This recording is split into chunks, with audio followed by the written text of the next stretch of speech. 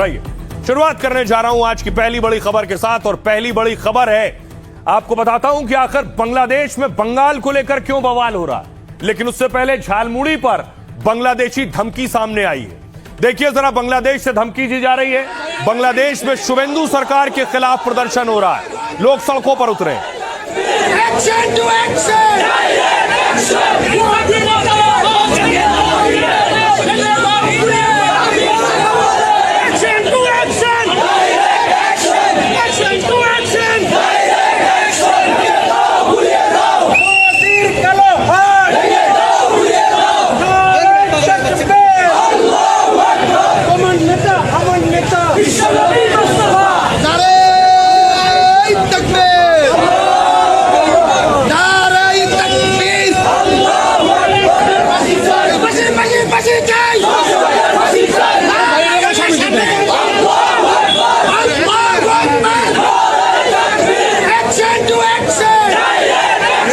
आप देख रहे हैं, बंगाल में सरकार बनने के बाद कट्टरपंथी आज शुक्रवार की नमाज के बाद वहां प्रदर्शन कर रहे थे शुवेंदु के खिलाफ, सरकार के खिलाफ।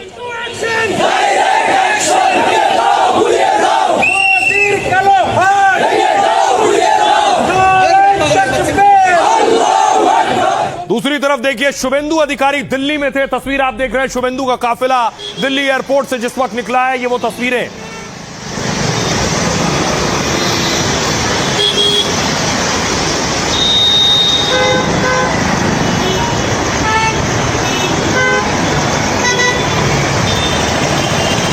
दूसरी तरफ शुवेंदु दिल्ली में थे तो प्रधानमंत्री नरेंद्र मोदी से शुवेंदु अधिकारी आज मिले।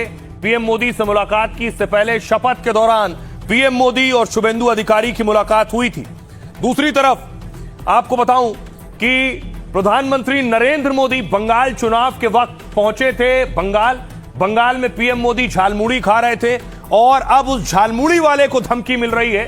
यह तस्वीर आप देख रहे हैं, झालमुड़ी वाले को जान से मारने की धमकी दी जा रही है और जो भी है बना दो। धमकी पड़ोसी मुल्क से आ रही है। झालमुड़ी खिलाओ। हाँ, अच्छे वाला कितने का होता है? 10-20। हाँ, जो भी है बना दो। हाँ, प्याज खाते हैं, दिमाग नहीं खाते, बस ज्यादा है तो ज्यादा खाएंगे। ये जो तस्वीर आप देख रहे हैं, इस झालमुड़ी वाले को धमकी दी जा रही है। देखिए जरा, ये झालमुड़ी वाला कह रहा है इसको बांग्लादेश से धमकी मिल रही है, वीडियो कॉल पर और फोन पर धमकी दी जा रही है। पाकिस्तान से फोन आ रहा है, पाकिस्तान से फोन आ रहा है, धमकी दे रहा है बम से उड़ा देंगे। पाकिस्तान से फोन आ रहा है, धमकी दे रहा है बम से उड़ा देंगे। और वीडियो कॉल हम रिसीव किए थे तो उन लोग ग्रुप में बहुत तरह के हथियार दिखा रहा था कि आपको हम उड़ा देंगे। फिर एक फोन में आ रहा है अभी जिंदा हो या नहीं हो, ये बांग्लादेश से आ रहा है। फिर एक फोन में आ रहा है अभी जिंदा हो या नहीं हो, ये बांग्लादेश से आ रहा है। तो झालमुड़ी वाला इतना डरा हुआ है, वो सोच रहा है मैंने तो किसी का कुछ नहीं बिगाड़ा, मेरी दुकान पर प्रधानमंत्री नरेंद्र मोदी आए और उन्होंने झालमुड़ी खाई और देखिए उसने दुकान बंद कर दी। दो तस्वीरें देख रहे हैं, पहले दुकान खुली थी, फिर शटर डाउन कर दिया है क्योंकि वो भी डरा और सहमा हुआ है।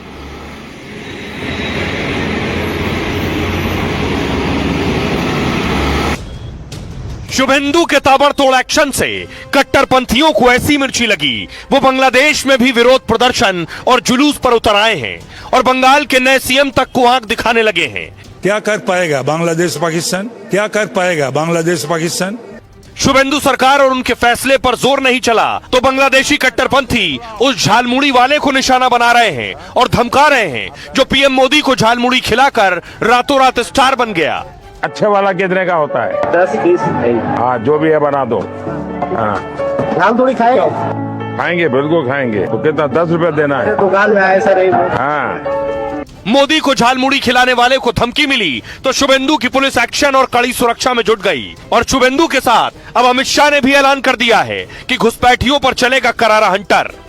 एक एक घुसपैठिए को चुन चुन कर देश के बाहर निकालेंगे। बांग्लादेश और पाकिस्तान की पूरी सीमा को हम अभेद करेंगे।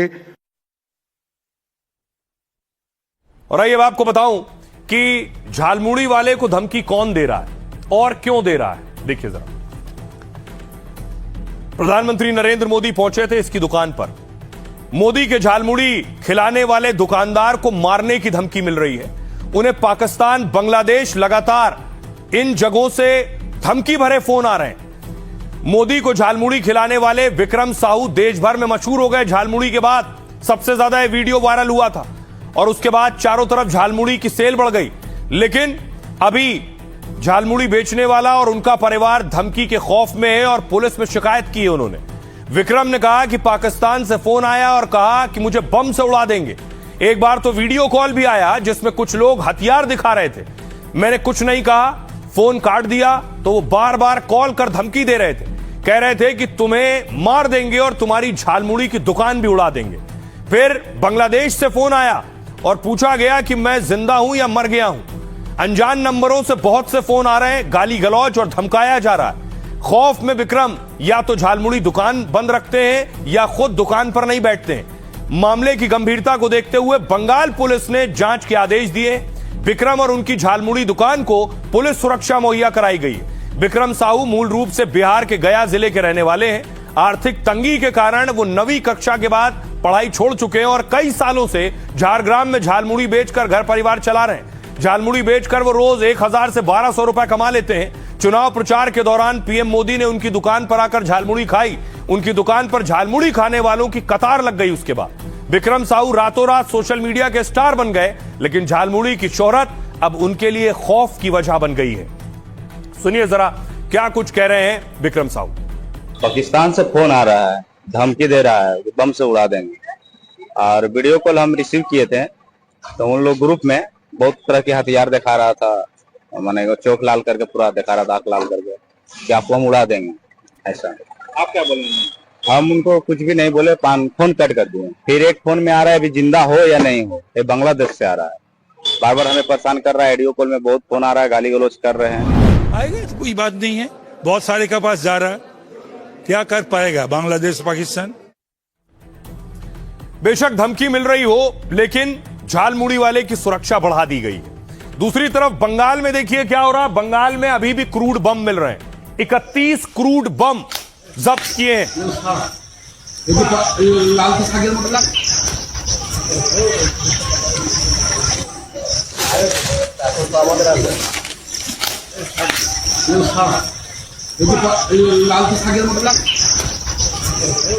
और अब देखिए जरा, यह तस्वीर मैं आपको दिखा रहा हूं बांग्लादेश की।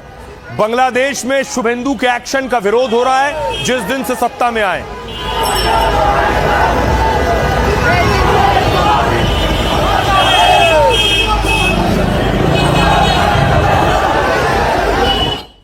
दूसरी तस्वीर आई आज शुक्रवार को नमाज बाद की यह तस्वीर है जब लोग सड़कों पर उतरे और शुभेंदु के लगातार बंगाल में जो कार्रवाई की जा रही है, चाहे वो बुलडोजर एक्शन हो या अतिक्रमण हटाना हो या नए ऑर्डर शामिल हो, उसके खिलाफ विरोध हो रहा है Bangladesh. Action to action!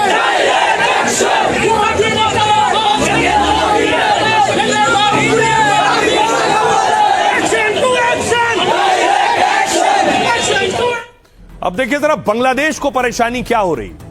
Suvendu अधिकारी अपने राज्य में अपनी सरकार बनने के बाद अपने फैसले लागू कर रहे हैं। बांग्लादेश में मौलाना को आखिर क्या परेशानी है? ये है वो मौलाना।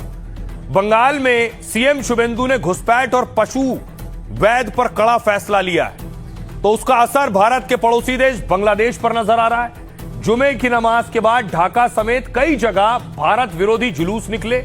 बांग्लादेश में कट्टरपंथियों ने भारत और बंगाल विरोधी नारे लगाए। आरोप लगाया कि बंगाल में मुस्लिमों के साथ ज्यादती की जा रही है। बंगाल में बीजेपी की जीत के बाद मुसलमानों पर अत्याचार हो रहे हैं, यह आरोप लगाया जा रहा है। कट्टरपंथियों ने सीएम शुभेंदु को धमकी दी और विवादित बयान भी दिया।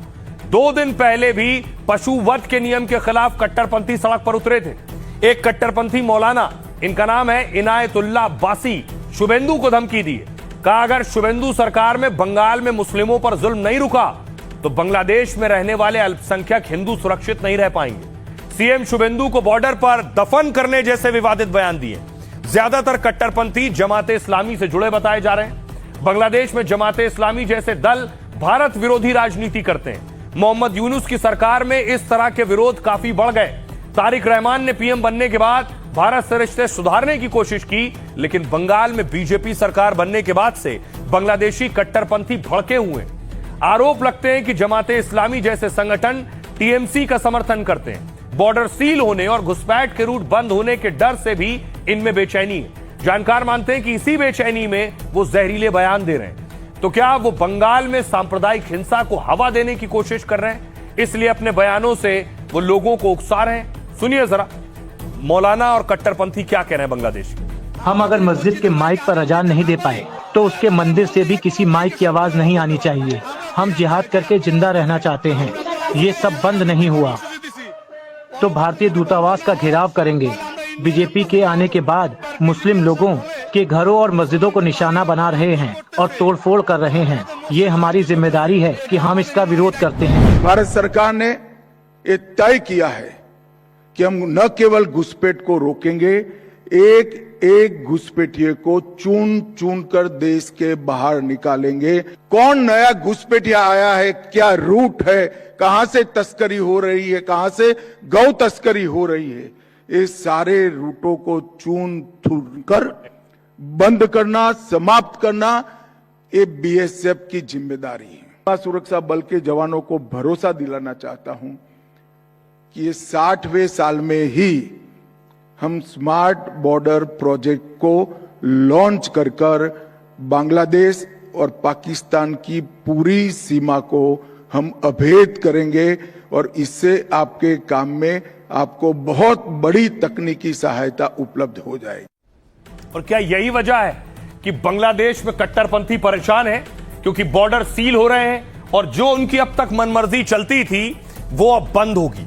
इसके अलावा यह भी एक वजह है, कहा जाता है बहुत से पशु तस्करी होती थी। अब हाल ये है कि बंगाल में कोई गाय खरीदने को तैयार नहीं है। जो लोग गाय बेचने आते हैं, गाय बेचने आते हैं, गाय हत्या के लिए, कुर्बानी के लिए, वहां कोई गाय खरीद नहीं रहा। কাটার জন্য কিনবে তাই তোমাদের মাথা তুমি কাটার জন্য এখানে এটা কাটার জায়গা এখানে কিনলিছে কাটবে তাহলে তোমাদের মাথা যেখানে তোমরা ঘরে নিয়ে পুজো করো বেকার এই মাঠে আনো নেই মাঠে আনলি আরো আমাদের এখানে আমাদের যে মোল্লা ভাই কিনবে সে ওটা কুরবানির জন্য কিনবে এটা আমাদের বছরে একটা উৎসব তাই তোমরা এটা যদি তোমাদের মাথা যেখানে তাহলে তোমরা কেন হাটে বেচতে এনেছো এটা চলে যাও ও চলে যাও বেকার থাকো নি যাও চলে যাও বেকার তোমাদের মাথা তুমি নে চলে যাও বেকার এখানে আনো নি এটা কুরবানির হাট। तस्वीरें आप देख रहे हैं, गाय बेचने वालों की तो लाइन है, लेकिन जब से शुभेंदु ने बैन लगाया है कोई खरीदने को तैयार नहीं है। एक और तस्वीर आपको दिखाऊं जो सामने आई है, कुछ लोग पशु तस्करी कर रहे थे, गौ तस्करी। ये देख रहे हैं, इस बजड़े में से गाय निकली है जब इसे रोककर जांच की गई।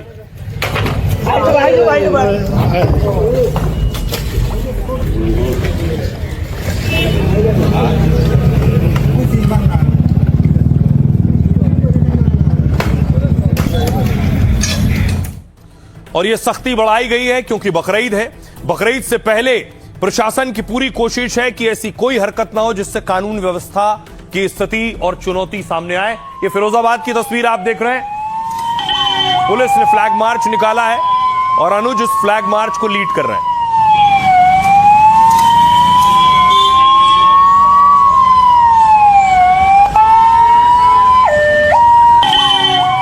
अनुज चौधरी फिरोजाबाद में पोस्टर ने फ्लैग मार्च कर रहे हैं और हालात का जायजा ले रहे हैं। अब आपको बताऊं, हर राज्य ने बकरीद में अपने अपने दिशा निर्देश जारी किए, किनका पालन करना है, किन चीजों का।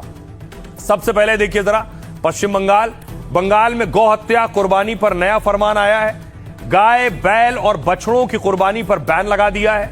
दूसरे जानवरों की कुर्बानी के लिए सर्टिफिकेट जारी हुए। बिना फिटनेस सर्टिफिकेट के बंगाल में पशु वध बैन है। सड़क किनारे सार्वजनिक जगह पर भी कुर्बानी बैन है। नियम तोड़ने पर 6 महीने की जेल और जुर्माना है। उत्तर प्रदेश में गाय, बछड़ा, बैल की कुर्बानी गैर कानूनी है। राज्य में खुले में कुर्बानी पूरी तरह से बैन है। मस्जिद या निजी परिसरों के अंदर कुर्बानी होगी। चौराहे पर कुर्बानी देना सख्त मना है। नियम तोड़ने पर 10 साल जेल या 5 लाख रुपए का जुर्माना है। और महाराष्ट्र में देखिए, सार्वजनिक स्थानों पर जानवरों की कुर्बानी बैन है। सड़कों, फुटपाथों और मैदानों में कुर्बानी बैन है। कुर्बानी सिर्फ प्रशासन की तय जगह पर होगी। नियम तोड़ने पर मकोका के तहत कार्रवाई होगी। गैर कानूनी बूचड़खानों पर मकोका लगेगा और गौ तस्करी करने वालों पर भी मकोका लगेगा। मकोका भारत के सख्त कानूनों में से एक है। अंडरवर्ल्ड माफिया को खत्म करने के लिए 1999 में शुरू किया गया। मकोका में 15 की बजाय 30 दिन की रिमांड मिलती है और दोषी पाए जाने पर 5 साल जेल से फांसी तक संभव है। दिल्ली में देखिए, बकरीद पर गौवंश गाय की कुर्बानी गैर कानूनी है। बछड़ा और ऊंट की कुर्बानी पर भी बैन है। सार्वजनिक स्थानों पर पशुओं की खरीद बिक्री गैर कानूनी है। सार्वजनिक स्थानों पर भी कुर्बानी बैन है। ऐसा करने वालों पर आपराधिक मुकदमा दर्ज होगा। सिर्फ वैध स्थलों पर भी कुर्बानी की इजाजत है। सुनिए जरा, अलग अलग राज्यों के अपने अलग अलग नियम हैं। सुनिए सियासतदानों को। गो हत्या करना ये कोई धार्मिक परंपरा नहीं है, धर्म के साथ जुड़ा हुआ नहीं है। इस्लाम जहां से आई वहां तो गाय है ही नहीं। जानबूझ करके हिंदू समाज को दुखी करने के लिए यहाँ गो हत्या होता था। और कानून को मानते हुए अपना त्योहार को मनाना चाहिए। इसमें सबकी भलाई है, खुद मिलजुल करके खुशी से मनाए सब। भाजपा का पॉलिसी हम समझ नहीं पाते। ये मुस्लिम लोगों को जो कुर्बानी है उसके ऊपर ये स्टेट में कुछ एम्बार्गो दिया है, लेकिन वही सेम चीज एक्सपोर्ट हो रहा है। सेंट्रल गवर्नमेंट फॉरेन एक्सचेंज के लिए वो एक्सपोर्ट कर रहा है।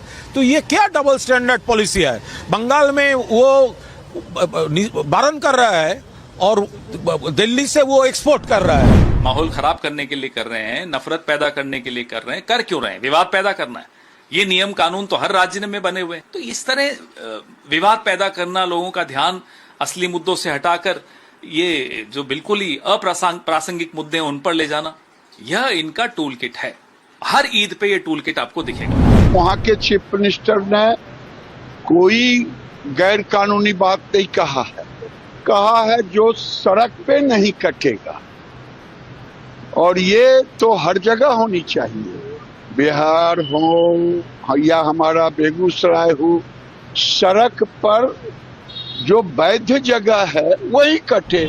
गौवंश, गाय, बछड़ा तथा ऊंट व अन्य प्रतिबंधित जानवरों की कुर्बानी पूरी तरह से गैर कानूनी है और ऐसा करने पर या ऐसा करने की कोशिश करने पर आपराधिक मामला दर्ज किया जाएगा, कानूनी कार्रवाई की जाएगी। इसी के साथ साथ सार्वजनिक स्थानों पर, सड़कों में, गलियों में, सार्वजनिक स्थलों पर कुर्बानी भी पूरी तरह से प्रतिबंधित है। कौन है ये हुमायूं कबीर जो मुसलमान के सरपरस्त बन रहे हैं, अपने आप को बहुत बड़ा मसीहा समझ रहे हैं?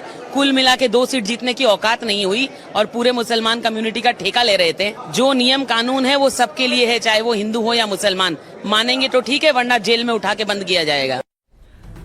अब देखिए जरा, बंगाल में शुभेंदु अधिकारी को ऐसा लग रहा है बहुत सी चीजें दुरुस्त करने की जरूरत है। उनका दावा है और आरोप रहा है कि टीएमसी के दौर में नियम, कायदे, कानून टीएमसी वालों के लिए नहीं थे। एक तस्वीर सामने आई कि अवैध टोल बूथ बना हुआ था जिस पर बुलडोजर चला।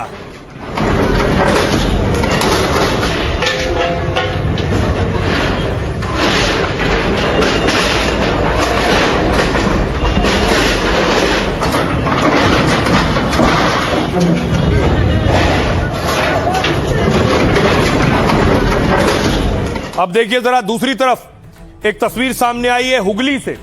ममता बनर्जी के करीबी तस्वीर आप देख रहे हैं। ये 2 तस्वीरें मैं आपको दिखा रहा हूं। एक तस्वीर आप देख रहे हैं, ममता राज में एक डॉन रहा जिसका नाम था सोना पप्पू, उसके ठिकाने पर रेड हुई है, जो पहली तस्वीर आप देख रहे हैं। दूसरी तस्वीर जो आप देख रहे हैं, डीसीपी शांतनु के घर पर रेड हुई है और बताया जाता है दोनों मिलकर बड़े काम कर रहे थे, जिसके बाद ये एक्शन हुआ है।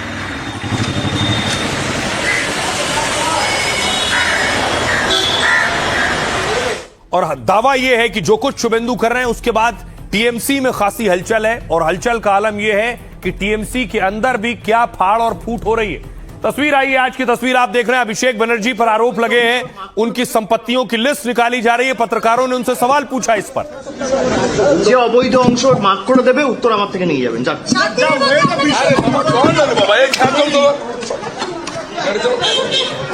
ये जो तस्वीर आप देख रहे हैं, अभिषेक बनर्जी ममता बनर्जी के भतीजे हैं और शुभेंदु ने कई बार दावा किया, उनकी सरकार ने दावा किया कि लिस्ट निकलवाई जा रही है ममता बनर्जी के भतीजे की कितनी संपत्ति है, कहां कहां संपत्ति है, उसके बाद उसकी जांच होगी। अब क्या ममता बनर्जी की पार्टी में भगदड़ की स्थिति है? कई नेता छोड़ छोड़कर भाग गए। देखिए जरा, बंगाल में हार के बाद ममता बनर्जी की टेंशन बढ़ती जा रही है। ममता के करीबी पूर्व मंत्रियों की गिरफ्तारी हुई तो पार्टी के कई बड़े सांसद और विधायक बागी हो गए। कई नेता, पार्षद और करीबी उनका साथ छोड़ने लगे। उत्तर 24 परगना में टीएमसी के 30 से ज्यादा पार्षदों ने इस्तीफा दे दिया है। खबर है कि कोलकाता के मेयर हैं, ये आप तस्वीर देख रहे हैं, फिरहाद हकीम भी इस्तीफा दे सकते हैं। फिरहाद हकीम टीएमसी के बड़े अल्पसंख्यक नेता माने जाते हैं। ममता सरकार में शहरी विकास और नगर पालिका मंत्री रहे। फिरहाद आजादी के बाद से कोलकाता के पहले मुस्लिम मेयर हैं, लेकिन खबर है कि वो अब मेयर पद और टीएमसी छोड़ना चाहते हैं। इससे पहले कई सांसद और विधायक भी बगावत का संकेत दे चुके हैं। शुभेंदु सरकार के फैसले के खिलाफ ममता ने जब धरना दिया तो इसमें टीएमसी के 80 में से महज 36 विधायक मौजूद रहे।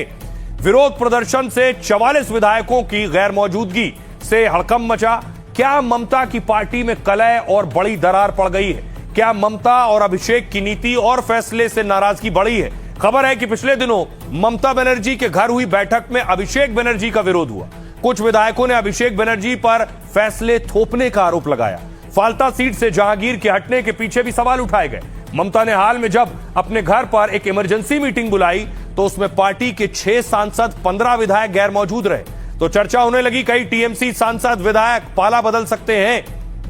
तो ऐसा होता है जब पार्टी हारती है तो फिर भगदड़ मचती है। सुनिए सियासतदान क्या कहते हैं। बुलडोजर किया जा रहा है कलकत्ता शहर में, जो हम लोग कभी नहीं देखे। 15 साल में ममता बनर्जी का सरकार चली है, लेकिन गरीबों के पेट में कभी भी लात नहीं हुई। हिसाब तो आपको देना होगा। आप भारतीय नागरिक है, आप कहीं पर जा सकते हैं। आपका नेता युवराज अभिषेक बनर्जी को अदालत ने बोला है देश से बाहर नहीं जाएगा। आप लोग भी देश से बाहर नहीं जा सकते हैं जब तक बंगाल के लोगों को आप जो डिपार्टमेंट संभालते थे उसका 15 साल का पूरा हिसाब आपको देना है। इसमें अगर राजनीति करना है कि लोकतंत्र का हत्या हो रहा है तो हत्या होने दीजिए। लोगों को बचाने के लिए हम लोग को ये स्टेप लेना है। हम लोग अभी जिंदा है। हम लोग पुष्पा नहीं, जहांगीर नहीं, हम लोग इलेक्टेड एमएलए। तृणमूल को झंडा लगाने के लिए कोई लोग बचा नहीं। पूरा पश्चिम बंगाल अभी एक नया सपना देख रहा है, आने वाला कल का सपना। अभी कोई पुष्पा नहीं, कोई दबंग नहीं। शेर की छाल पहनने से ही बकरी कभी शेर नहीं बनता। स्पष्ट रूप से यही वार्ता है कि बीजपुर, कचरापाड़ा, हालीशहर, नैहट्टी, भाटपाड़ा और गरुड़िया, इन सब जगहों पर बहुत सारे तृणमूल कांग्रेस के काउंसिलर, इंक्लूडिंग भाटपाड़ा में तो चेयरमैन ने भी रिजाइन दे दिया। नैहट्टी में पार्थो भौमिक का भाई शेखर भौमिक ने रिजाइन। तो पश्चिम बंगाल में रोज कार्रवाई हो रही है, रोज वहां की खबर सुर्खियां बन रही हैं। अब एक और खबर यूपी की है जो हेडलाइन बनी। बड़ी खबर है, रडार पर यूपी के बाहुबली आ गए हैं। जरा बाहुबलियों का दबदबा आपने देखा है। कोर्ट की नजर गई है कि बाहुबली, ये जो जलवा उनका है हथियारों के साथ, कोर्ट पूछ रहा है ये हथियार कहां से आते हैं, कितने हथियार हैं इनके पास।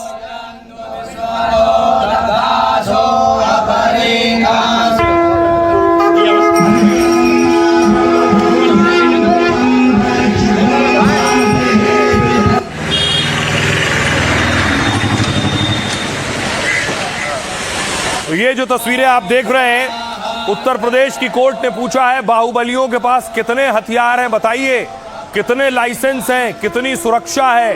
कोर्ट पूछ रही है कि कहां से इतने असलहे आते हैं। न सिर्फ राजा भैया बल्कि एक और बाहुबली है बृजभूषण शरण सिंह। कोर्ट ने इनका भी ब्यौरा मांगा है।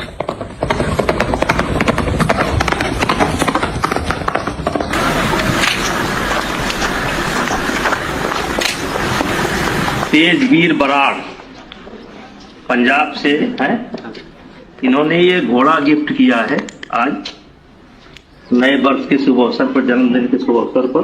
वैसे मार्केट में क्या कीमत होगी इसकी? 1.5 करोड़। तो न सिर्फ बृजभूषण, एक और बाहुबली है। यूपी में बाहुबलियों की लंबी फेहरिस्त है। धनंजय सिंह सबके नाम है उसमें, सबके बारे में जानकारी मांगी गई है।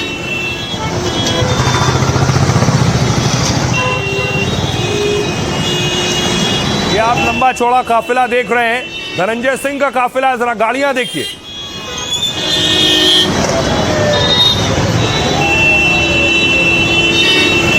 कोर्ट भी जानना चाहता है इतनी ताकत कहां से आती है। एक और तस्वीर देखिए, ब्रजेश सिंह, बाहुबली ब्रजेश सिंह के बारे में भी पूरा ब्यौरा मांगा गया है।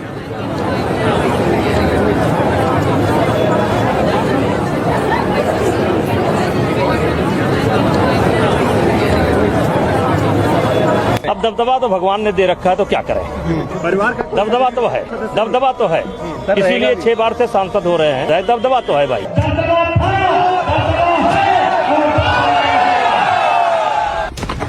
सत्ता का रसूख और ताकत का नशा और हथियारों का जखीरा, यूपी की सियासत और बाहुबल एक ऐसा सिक्का है जिसके दो पहलू हैं। एक तरफ जनता का वोट तो दूसरी तरफ हथियारों और ताकत का रसूख। जब बाहुबलियों का काफिला सड़क पर निकलता है तो सायरन की आवाज से ज्यादा गूंज इनके नाम की होती है। उत्तर प्रदेश में बाहुबली शब्द सिर्फ एक टैग नहीं बल्कि सत्ता, संपत्ति और बंदूकों का एक पूरा साम्राज्य है। चाहे कुंडा के राजा भैया हो या गोंडा के ब्रजभूषण शरण सिंह, पूर्वांचल के धनंजय सिंह हो या फिर ब्रजेश सिंह, अपराध और सियासत का कॉकटेल इन बाहुबलियों की ताकत को इतना मजबूत कर देता है जिसे काटना साधारण सिस्टम के बूते की बात नहीं। हथियारों का शौक तो इन बाहुबलियों की रग-रग में दौड़ता है। दशहरे पर राजा भैया के महल में जब शस्त्र पूजा होती है तो वहां करीब 200 से 700 हथियार सजे नजर आते हैं। हथियारों का जखीरा और सिस्टम को चुनौती देने वाली यूपी के कई बाहुबलियों के लिए अब वक्त बदल रहा है। कानून का डंडा इन बाहुबलियों के रसूख को चुनौती दे रहा है। कोर्ट ने हंटर चलाना शुरू कर दिया है। कोर्ट भी जानना चाह रहा है भाई इनको इतने हथियार कहां से मिल रहे हैं, इनके साथ जो 4 चेले चपाटे चलते हैं ये सब हथियार कहां से आते हैं। देखिए जरा, सबसे पहले देखिए इनमें कौन कौन शुमार है। इनमें राजा भैया शामिल हैं, ब्रजभूषण शरण सिंह है, धनंजय सिंह है और ब्रजेश सिंह है। इलाहाबाद हाईकोर्ट ने जिन बाहुबलियों की क्राइम कुंडली मांगी है उनमें राजा भैया, ब्रजभूषण, धनंजय सिंह, ब्रजेश सिंह जैसे बाहुबली शामिल हैं। नाम और है, इन बाहुबलियों के गन लाइसेंस और सुरक्षा की जांच करने को कहा है। मतलब सरकार को बताना होगा कि किसके पास कितने हथियार हैं, इनको कितनी सुरक्षा मिली हुई है, इन पर कितने मुकदमे दर्ज हैं। दरअसल संत कबीर नगर के रहने वाले जयशंकर ने याचिका लगाई जिसमें शस्त्र लाइसेंस देने में नियमों की अनदेखी का आरोप है। हाईकोर्ट ने इस मामले पर सुनवाई की तो सरकार ने हलफनामा दायर किया जिसमें यह बताया कि उत्तर प्रदेश में 10 लाख से ज्यादा शस्त्र लाइसेंस जारी किए गए, 6000 से ज्यादा ऐसे लोगों को लाइसेंस दिए गए जिन पर केस चल रहे हैं। हलफनामा देखकर जज साहब हैरान रह गए क्योंकि कई बड़े बाहुबलियों के नाम गायब थे। इसके बाद जस्टिस विनोद दिवाकर की बेंच ने अफसरों को फटकार लगाई। 19 बड़े बाहुबलियों के साथ 50 से ज्यादा आपराधिक केस वाले लोगों की डिटेल मांगी है। हाईकोर्ट ने 26 मई को होने वाली सुनवाई तक रिपोर्ट पेश करने को कहा है। कोर्ट ने कहा कि जोन, जिला या थानावार इन लोगों का पता, हथियार, सुरक्षा की जानकारी दें। जज बोले हथियार डराने धमकाने के लिए इस्तेमाल हो तो वो सुरक्षा नहीं डर बढ़ाते हैं। जहां हथियारबंद लोग ताकत और धमकी के बल पर अपना दबदबा बनाते हैं वो समाज ना तो शांतिपूर्ण होता है और ना ही सुरक्षित होता है। सुनिए जरा, सीएम योगी आदित्यनाथ भी बाहुबल के हमेशा खिलाफ रहे हैं, क्या कह रहे हैं सुनिए। क्या हाल थे 2017 के पहले उत्तर प्रदेश में? 1 डिस्ट्रिक्ट 1 माफिया, हर जिले में एक माफिया। पर्व के पहले उपद्रव, न बेटी सुरक्षित न व्यापारी सुरक्षित। सपा के समय यही पहचान क्या होती थी? गुंडे के रूप में होती थी, माफिया के रूप में होती थी। आज ऐसा कुछ नहीं है। माफिया मिट्टी में मिल गए, गुंडे प्लान कर गए और जिसने जनता जनार्दन को आंख दिखाने का प्रयास किया गया वो अपने आप ही यमराज के घर भी सिधार गया है। आज 1 डिस्ट्रिक्ट 1 माफिया नहीं, 1 डिस्ट्रिक्ट 1 मेडिकल कॉलेज है और 1 डिस्ट्रिक्ट 1 प्रोडक्ट आज उत्तर प्रदेश के अंदर देखने को आपको मिलेगा। अब देखिए जरा यूपी में किसका दबदबा कितना है। यह इसलिए बता रहा हूं क्योंकि बाहुबलियों की जो ताकत है वो ताकत सिर्फ असलहों से नहीं आती, अपने इलाके में भी ताकत से आती है। कौन किस इलाके में किसका दबदबा है देखिए जरा, ये यूपी का नक्शा है। राजा भैया प्रतापगढ़ में उनका दबदबा माना जाता है। ब्रजभूषण शरण का इलाका गोंडा है, धनंजय सिंह का इलाका जौनपुर है और वाराणसी देखिए ब्रजेश कुमार सिंह और अब्बास अंसारी गाजीपुर, सऊद अख्तर कानपुर और अगला नाम है मेरठ बदन सिंह बद्दो। ये वो नाम है जो नाम जिनका दबदबा इनके इलाकों में, और इनके इलाकों में दबदबा होने की वजह से आपको बताऊं कि इनकी ताकत ज्यादा है। ये सत्ता के करीब भी होते हैं, जो सरकार होती है वहां ये अपने इलाके में दबदबे की बदौलत, प्रभाव के जरिए ही अपनी पकड़ रखते हैं। अब देखिए जरा इनके पास कितना असलहा है, इनकी ताकत क्या है, ये देखिए। सबसे पहले ब्रजभूषण शरण सिंह का काफिला मैं आपको दिखा रहा हूं। जब इनकी गाड़ियों का काफिला चलता है तो दर्जन, 2 दर्जन नहीं, 100-200 गाड़ियां होती।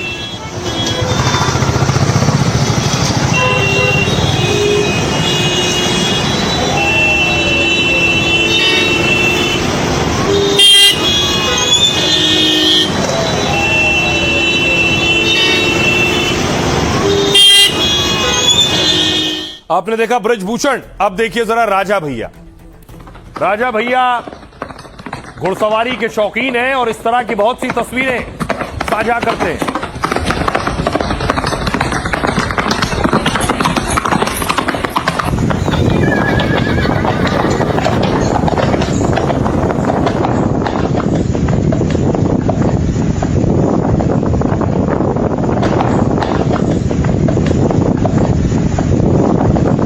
एक और दिलचस्प बात है कि बाहुबलियों को घुड़सवारी और घोड़ों का शौकीन होते हैं, ब्रजभूषण शरण सिंह हो या फिर राजा भैया हो। लेकिन ब्रजभूषण शरण सिंह को घोड़े के साथ साथ हेलीकॉप्टर्स का भी बहुत शौक है, उड़न खटोले का। लेकिन ये देखिए जरा, तीनों बाहुबली एक साथ नजर आ रहे हैं, जिसमें आप देखिए ब्रजभूषण भी है और ब्रजभूषण के साथ दूसरे बाहुबली भी है।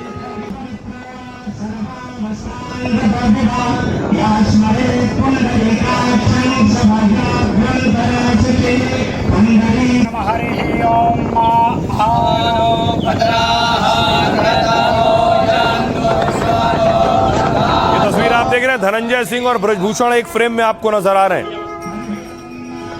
अब देखिए आपको बताऊं कि किस बाहुबली के पास कितनी सुरक्षा है और कितनी असलहों की ताकत है। तो सबसे पहला नाम राजा भैया का। रघुराज प्रताप सिंह उर्फ राजा भैया प्रतापगढ़ कुंडा से विधायक हैं। चुनावी हलफनामे के मुताबिक उनके नाम पर 3 लाइसेंस हैं, 3। आरोप है उनके पास कई हथियार हैं जिनके लाइसेंस दूसरों के नाम पर है। राजा भैया को सरकार की ओर से Z कैटेगरी की सुरक्षा मिली है, जिसमें उनके साथ 22 से 28 सुरक्षा कर्मियों की तैनाती होती है। उनकी निजी सुरक्षा में भी वो 2 दर्जन गाड़ियों के काफिले में चलते हैं। उन पर हत्या, डकैती, अपहरण समेत 45 से ज्यादा मामले दर्ज हैं, लेकिन ज्यादातर में वो बरी हो चुके हैं। अब 2 से 3 मामले लंबित हैं। ब्रजभूषण शरण सिंह यूपी के गोंडा से बीजेपी के सांसद रहे। चुनावी हलफनामे के मुताबिक उनके पास 3 लाइसेंसी हथियार हैं। इसमें राइफल, बंदूक और पिस्टल है। 2 हथियार पत्नी के नाम है। ब्रजभूषण पर अब तक करीब 35 से 40 आपराधिक मुकदमे दर्ज हैं। हालांकि ज्यादातर में वो बरी हो चुके हैं और 4 मामले लंबित हैं। धनंजय सिंह जौनपुर के पूर्व सांसद और इलाके के बड़े बाहुबली हैं। पूर्वांचल में उनके रसूख और अपराध का लंबा इतिहास रहा है। रिकॉर्ड के मुताबिक उनके पास सिर्फ एक लाइसेंसी पिस्टल है।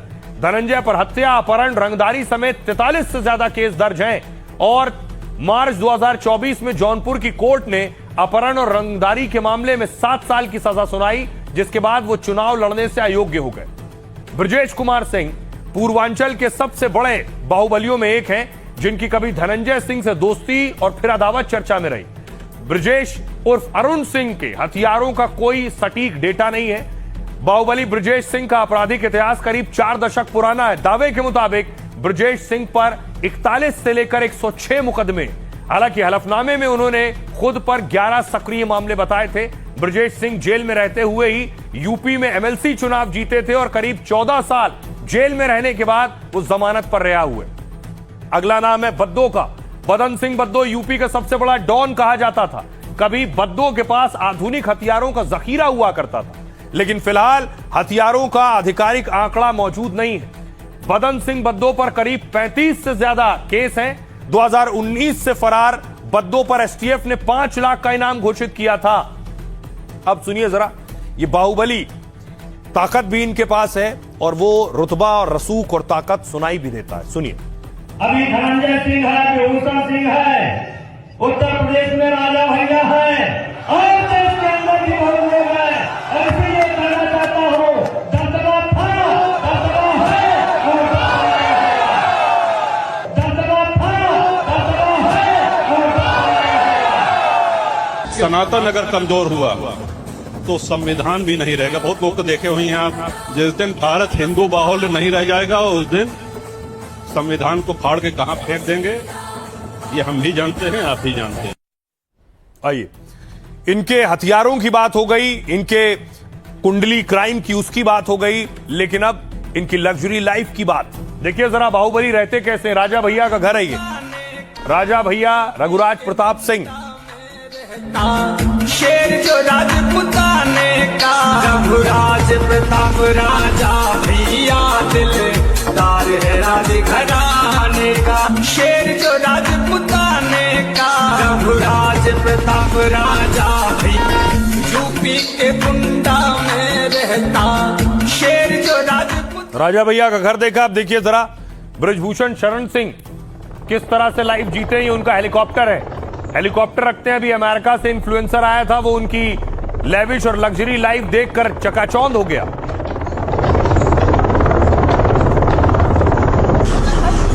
कोई खराब नहीं हुआ।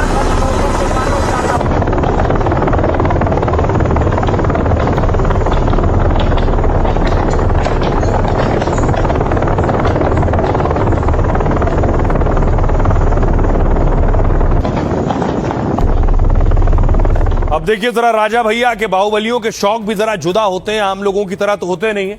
ये तस्वीरें देखिए, तलवार भी निकाल ली है और बाइक की सवारी भी कर रहे हैं, घोड़ा भी चलाते हैं।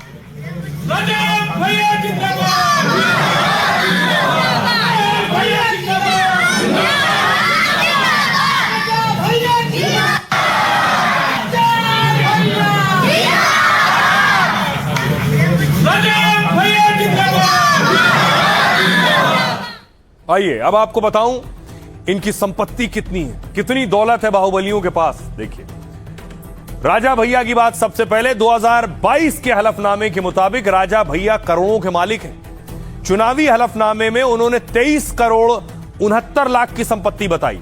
राजा भैया के पास 9 करोड़ 17 लाख की चल संपत्ति, वहीं पत्नी भानवी सिंह के नाम पर 3 करोड़ 13 लाख की संपत्ति है।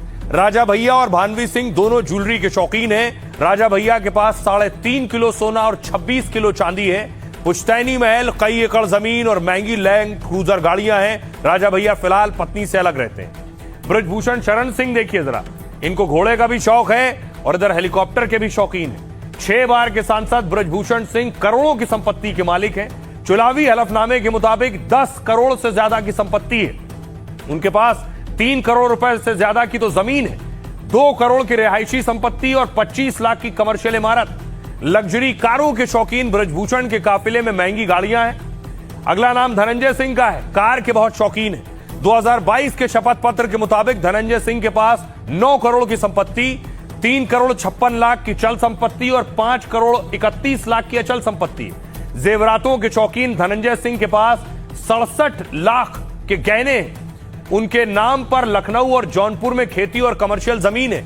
उनकी कमाई का जरिया राइस मिल, पेट्रोल पंप और खेती है। दावा है कि धनंजय सिंह की पत्नी श्रीकला के पास 780 करोड़ की अचल संपत्ति। जौनपुर की जिला पंचायत अध्यक्ष श्रीकला बिजनेस फैमिली से हैं। उनके पास 6 करोड़ 71 लाख की चल संपत्ति और 1 करोड़ 74 लाख की ज्वेलरी है। ब्रजेश कुमार सिंह एक और बाहुबली।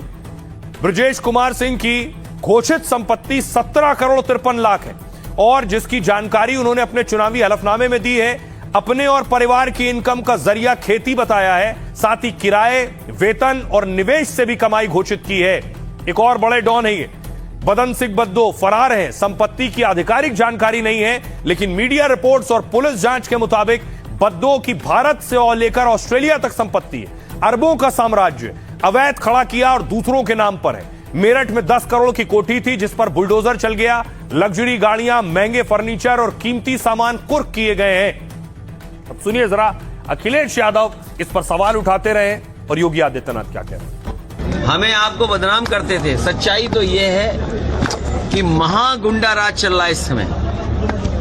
ये जो गुंडा राज वो बदनाम करते थे, अगर इस सरकार में देखोगे तो महागुंडा राज चल रहा है। जो हमें आपको सबको कहते थे 1 डिस्ट्रिक्ट 1 माफिया, जब से माफियाओं की सूची निकाली हम लोगों ने जानकारी कर करके कि 1 डिस्ट्रिक्ट 1 माफिया, ये बीजेपी के इसका खुलासा हम लोग इसी तरह करते रहेंगे। ये दंगे, फसाद, कर्फ्यू, गुंडागर्दी, अराजकता, लूट खसोट उसके दिन लद गए हैं और हमने तय किया है कि जीरो टॉलरेंस की नीति इन पे लगातार बनी रहेगी। किसी भी गुंडे को और किसी भी माफिया को उत्तर प्रदेश की धरती में पनपने नहीं देंगे, और अगर उसने पनपने का दुस्साहस किया तो उसकी जहां जगह होगी वहां उसको जरूर पहुंचाएंगे। देखिए, बाहुबलियों ने गर्मी बढ़ा दी है और मौसम भी गर्मी का है जो जानलेवा है। 47 डिग्री से तपने लगा उत्तर भारत। मौसम की बात करेंगे, पहली तस्वीर देखिए जरा। गर्मी की हालत में, भीषण हालत में मजदूर झुलस रहे हैं और देखिए कैसे कोई और दूसरा रास्ता नहीं है, क्योंकि तापमान 47-48 पहुंच रहा है और इस चिलचिलाती गर्मी में खुद पर पानी डालकर काम करने के अलावा कोई रास्ता नहीं।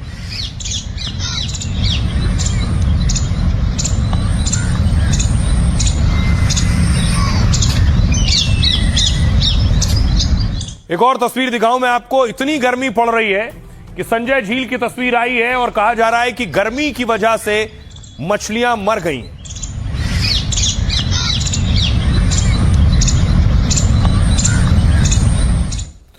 अगली तस्वीर देखिए जरा, इटावा से। इटावा में शेर के लिए एसी लगाया गया है।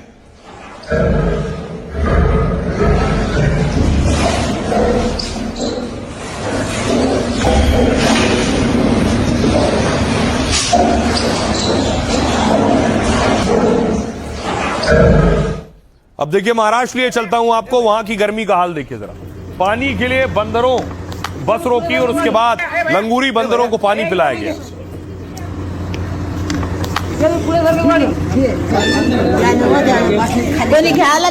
बॉटल में देखूं क्या, बॉटल द्या, बॉटल भैया। अगली तस्वीर दिखाऊं मैं आपको। एक चमगादड़ गर्मी से बेहोश हो गया, उसके बाद देखिए उसे जरा पानी पिलाया गया, पानी दिया गया।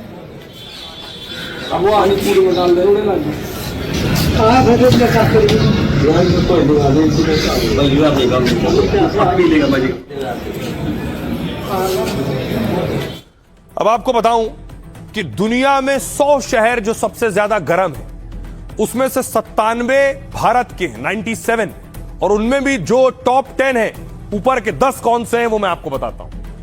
सबसे पहले देखिए जो 10 शहर हैं कौन कौन से हैं। छत्तीसगढ़ का महासमुंद 47 डिग्री तापमान है।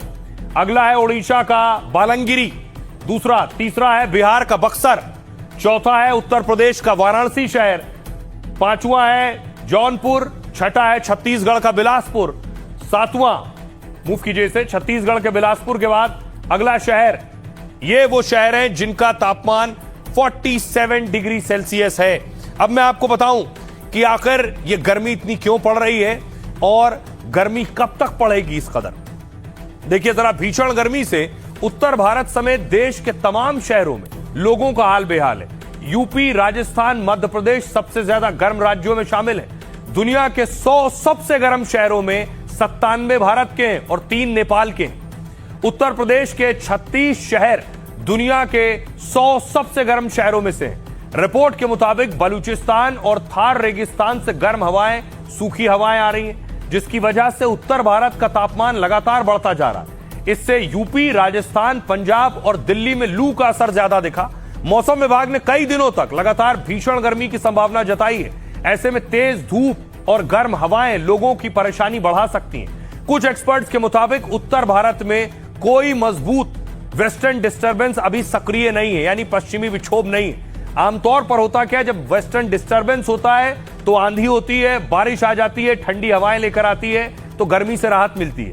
इसके कमजोर होने से गर्म हवा लगातार बनी हुई है, जिससे भीषण गर्मी पड़ रही है। सुनिए जरा मौसम वैज्ञानिक क्या कह रहे हैं। इस समय continues north west, central, east India, north peninsular India में हीट वेव कंडीशंस प्रिवेल कर रही है। अगर आप आने वाले 3 दिनों की बात करें, हमारा ईस्ट यूपी के लिए, ईस्ट यूपी के कुछ हिस्से स्पेसिफिकली साउथ यूपी और ईस्ट एमपी के नॉर्थर्न पार्ट और विदर्भा के कुछ हिस्सों के लिए और नॉर्थ कोस्टल आंध्र प्रदेश के लिए आने वाले 3 दिन के लिए रेड अलर्ट है। अगर आप ओवरऑल बात करें तो पूरा north west India, central India, even east India इस समय हीट वेव कंडीशंस की ग्रिप में है और ऑलमोस्ट ये सिनेरियो आने वाले 5 से 7 दिन बना रहेगा। और गर्मी का आलम यह है कि लगभग सभी राज्यों में, सभी शहरों में अलग अलग शासन प्रशासन ने आदेश जारी किए हैं कि किसे निकलना है, कब निकलना है, स्कूल कॉलेज के लिए क्या आदेश है। देखिए, सबसे पहले यूपी की बात। यूपी के 10 जिलों में मौसम विभाग का रेड अलर्ट जारी किया है। 24 घंटे में रात का तापमान सबसे ज्यादा बढ़ने की आशंका है। गर्मी की वजह से लखनऊ के स्कूलों में गर्मी की छुट्टी घोषित की गई, जबकि सभी प्राथमिक और उच्च प्राथमिक स्कूल पहले से ही बंद हैं। बिहार में अधिकतम तापमान 44 डिग्री को पार कर चुका है। पटना, गया में 26 मई तक 5वीं तक स्कूल बंद कर दिए गए। बिहार के कई जिलों में बच्चों के बीमार होने की खबर सामने आई। सम्राट सरकार ने स्कूलों को सुबह 11 बजे के बाद न खोलने का आदेश दिया है। पंजाब देखिए, पंजाब में अधिकतम तापमान 47 डिग्री को पार कर चुका है। पंजाब सरकार ने सरकारी दफ्तरों और स्कूलों का समय बदल दिया है। अब स्कूल सुबह 7:30 बजे खुलेंगे और दोपहर 1:30 बजे बंद हो जाएंगे। राजस्थान देखिए, राजस्थान में 7 दिनों के लिए हीट वेव की चेतावनी जारी की गई है। सभी सरकारी प्राइवेट स्कूलों में 17 मई से गर्मी की छुट्टियां घोषित की गई। बाड़मेर, जैसलमेर के अस्पतालों में तैयारी बढ़ाई गई है। डॉक्टर्स भी हाई अलर्ट पर हैं। मध्य प्रदेश, एमपी में तापमान 46 डिग्री पार कर गया है। 41 जिलों में लू का अलर्ट है। मौसम विभाग ने दोपहर 12 से 3 बजे के बीच बाहर न निकलने की सलाह दी है। लू की स्थिति से निपटने के लिए अस्पताल भी हाई अलर्ट पर है। महाराष्ट्र देखिए, महाराष्ट्र में अधिकतम तापमान 45 से 47 डिग्री के बीच बना हुआ। राज्य में हीट स्ट्रोक के 226 मामले दर्ज हुए। गर्मी से 6 संदिग्ध की मौत हुई। मौसम विभाग ने दोपहर में बाहर न निकलने की सलाह दी है। ओडिशा देखिए, ओडिशा के ज्यादातर जिलों में तापमान 45 डिग्री के करीब बना हुआ है। भीषण गर्मी के चलते 16 की मौत की खबर है। हीट स्ट्रोक से 3 की मौत की पुष्टि हुई है। मरने वालों के परिवार को आपदा राहत कोष में 50-50 हजार रुपए दिए गए हैं। सुनिए जरा, गर्मी से बेहाल आम लोग क्या कह रहे हैं। बहुत ज्यादा गर्मी पड़ रही है भाई, निकलना बहुत दुश्वार हुआ पड़ा है। गर्मी की वजह से तो ये हालत, गला सूखा हुआ है, पानी मतलब पूछो मत, बहुत ज्यादा गर्मी है। टेम्परेचर 46-47 डिग्री तक जा रहा है। इसमें आमजन बहुत परेशानी झेल रहा है। गर्मी बहुत तेज है महाराज, गर्मी के मारे तो बहुत परेशान है साहब। जयपुर में पानी की बहुत किल्लत है गर्मी के मारे। राजस्थान में दूसरे नंबर पर है जैसलमेर, तो पश्चिमी राजस्थान में गर्मी तो वैसे पड़ती है खूब, इस बार बहुत ज्यादा गर्मी पड़ रही है। और वर्तमान में अगर मैं बात करूं तो जिस तरीके से गर्मी बढ़ रही है, तो मुझे लगता है गर्मी का जो टेम्परेचर है उसमें कहीं कहीं पर्यटकों की जो आवाजाही है वो एक तरह से बहुत कम है। इतनी खतरनाक गर्मी इसके पहले हम लोगों ने कभी महसूस नहीं की थी। हालत इतने खराब है कि सुबह 8 बजे के बाद और शाम को 5 बजे से पहले तो निकलने की स्थिति भी नहीं बन पा रही है। अभी पड़ रही है, अभी 2 दिन से पड़ रही है, ज्यादा पड़ रही है, आज ज्यादा पड़ेगी। सर पे ढका हुआ है, कुछ तो आराम बचाव है सर। कुछ मई का महीना सर, इतनी गर्मी मैंने देखा। अब देखिए, एक तो गर्मी चिलचिलाती और अगर बिजली कटौती हो जाए तो फिर लोगों का गुस्सा होना लाजमी है। यह तस्वीर देखिए, लखनऊ से आई है। बिजली कटौती के विरोध में लोगों ने प्रदर्शन किया।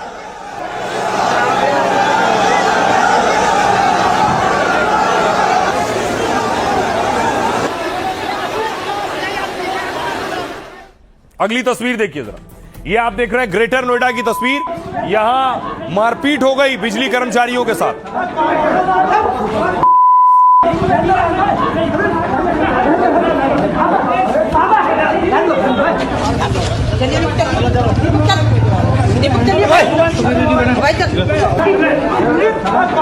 हालत ये हो गई कि कपड़े तक फट गए। अगली तस्वीर में आपको दिखाऊं छत्तीसगढ़।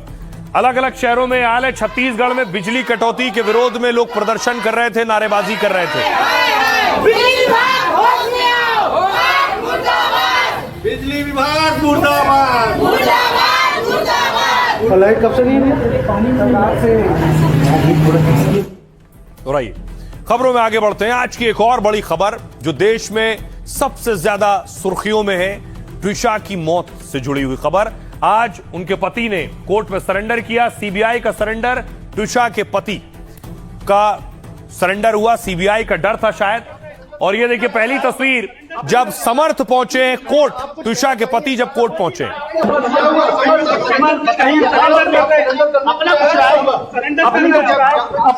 आप कुछ कहना चाहेंगे? नोटिस जारी है, ऐसे एसआईटी जहां भी है यहाँ पे आए, इनका लुकआउट नोटिस जारी है। हम त्रिशा के लॉयर हैं। You cannot do this. क्या कहना है? लुकआउट नोटिस जारी है इनका। ये जो तस्वीर आप देख रहे हैं, काला चश्मा, मुंह पर मास्क, ये ट्विशा का पति है समर्थ, जो अब तक फरार था और 30,000 का इनाम रखा था पुलिस ने। सरेंडर नहीं करने दे रहे समर्थ, प्लीज एक बार सुनिए। एक वकील है और 11 दिन फरार रहते हैं, आदमी की मौत के आरोप में फरार रहते हैं। समर्थ जवाब दीजिए। उसके बाद देखिए समर्थ अपने लॉयर के चैम्बर में बैठे थे। ये चैम्बर की तस्वीर आप देख रहे हैं। कोर्ट पहुंचे थे तो सरेंडर करने के लिए।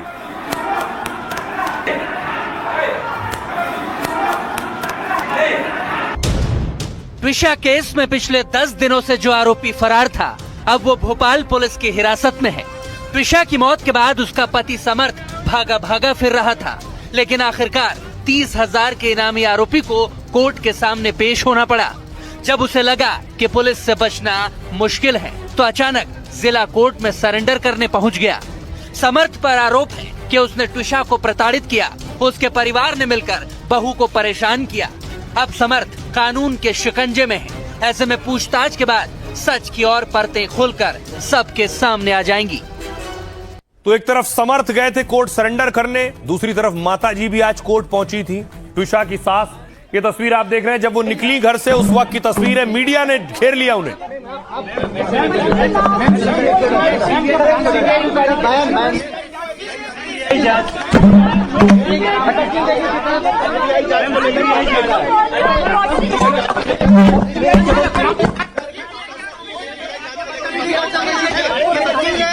बदतमीजी कर रहा है, किस तरह के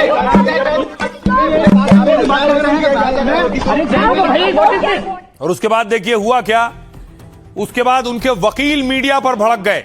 उनके अपने ड्राइवर ने उनके पैर पर गाड़ी चला दी और वो भड़क गए मीडिया पर। होनी चाहिए, जरूर होनी चाहिए। अच्छा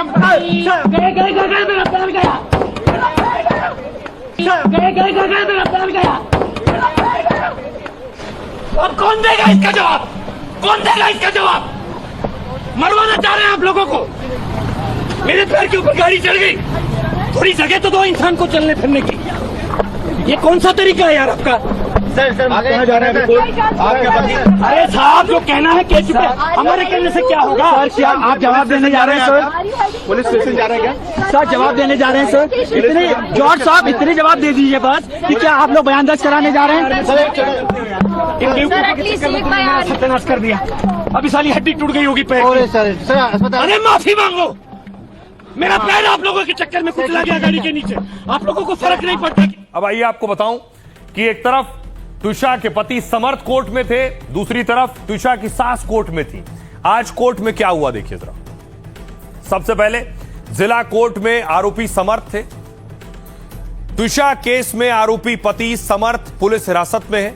अचानक समर्थ जबलपुर जिला कोर्ट में सरेंडर करने पहुंचे, लेकिन जबलपुर कोर्ट ने सरेंडर मंजूर नहीं किया और बताया कि जहां सुनवाई हुई उसी भोपाल कोर्ट में सरेंडर करें। पहले समर्थ ने हाईकोर्ट में जमानत याचिका दी थी, फिर वापस ले ली। और उसके बाद देखिए जरा, इसके साथ ही ट्विशा की सास गिरिबाला सिंह की भी मुश्किलें बढ़ी। वो एमपी हाईकोर्ट में पुलिस ने गिरिबाला के खिलाफ याचिका लगाई है। आरोपी गिरिबाला की अग्रिम जमानत रद्द करने की मांग की। पुलिस ने कहा सेशंस कोर्ट ने चैट ठीक से देखे बिना फैसला लिया, लेकिन व्हाट्सएप चैट्स में सबूत है कि ट्विशा को प्रताड़ित किया गया। इतने गंभीर रिकॉर्ड के बाद भी अग्रिम जमानत कानून की अनदेखी है।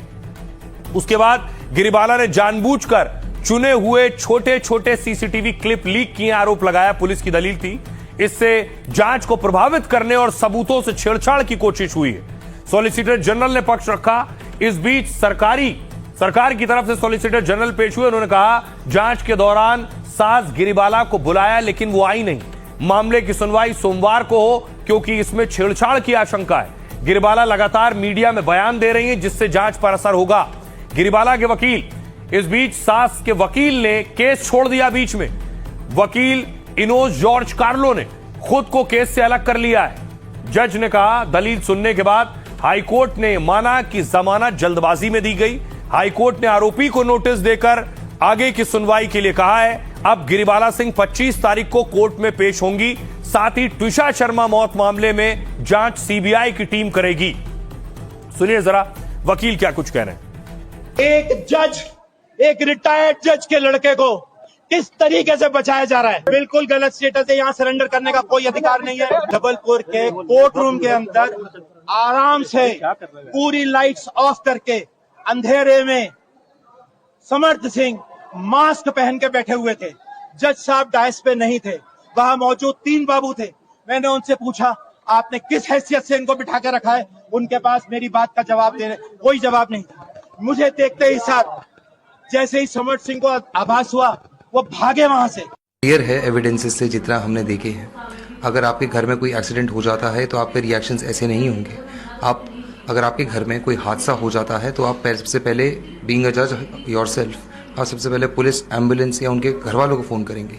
आपने ये तीनों ही नहीं करे, आपने सारे इन्फ्लुएंशियल लोगों को फ़ोन करे। एंड वी आर होपफुल कि इस पर जल्दी से जल्दी एक्शन लिया जाए, considering it's a recommendation by the CM of the state. पहली बार अब एक छोटी सी उम्मीद जगी है और जो शासन ने जो इस पे देर से लेकिन अब जो सही कदम उठाया है, हम उनका आभार देते हैं और हमें उम्मीद है कि अब इस पे कार्रवाई जो है द्रुत गति से हो। इसमें हर घंटा बहुत इम्पोर्टेंट है। जितने भी लैप्सेस, डिले और जितने भी अनजस्ट इन्वेस्टिगेशन हुई है, अब उसको सही करने का टाइम आया है। And we request and we really hope कि ये उस डायरेक्शन में जाए और सही तरीके से कंडक्ट की जाए। तो ट्रिशा के पति इस वक्त पुलिस हिरासत में है। बहुत मुमकिन है कि सीबीआई इस मामले की जांच कर रही है तो वो उनकी गिरफ्तारी करे और आगे की कार्रवाई करे। आइए, बारी है लाइफ का फंडा की। जिंदगी हो या करियर, कामयाबी का बड़ा मुकाम हासिल करना, तो जोखिम लेने की हिम्मत उठाइए। अगर बड़ा मुकाम हासिल करना है, बिना जोखिम उठाए कुछ भी बड़ा नहीं मिलने वाला। करीब 2500 साल पहले आचार्य चाणक्य ने अहम फंडा दिया। आचार्य चाणक्य ने कहा, कदापि न भितव्यम यद्यपि स्यात् महद भयम। मतलब चाहे सामने कितना ही बड़ा संकट क्यों ना हो, इंसान को कभी डरना नहीं चाहिए, साहस से उसका सामना करना चाहिए।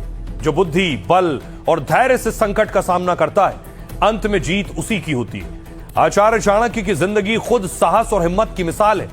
जब मगध के अहंकारी राजा धनानंद ने भरी सभा में उनका अपमान किया तो आचार्य चाणक्य ने बिना डरे धनानंद को चुनौती दी। उन्होंने भरी सभा में अपनी चोटी खोलकर प्रतिज्ञा ली कि जब तक वो धनानंद और उनके पूरे वंश का नाश नहीं कर देंगे, तब तक दोबारा चोटी नहीं बांधेंगे। एक साधारण से ब्राह्मण ने ताकतवर राजा के सामने ऐसी हिम्मत दिखाई तो लोग हैरान रह गए। चाणक्य के पास तब कोई सेना या हथियार नहीं था, लेकिन बुद्धि, नीति और संकल्प था।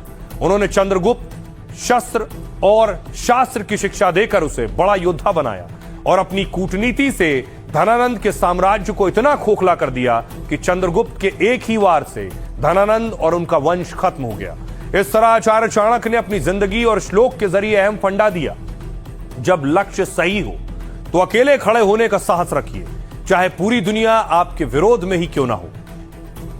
तो जहां से जो अच्छा हासिल हो उसे अपनाइए, अपनी जिंदगी में उतारिए। अपना और अपनों का बहुत बहुत ख्याल रखिए। रुकना एक ब्रेक के लिए।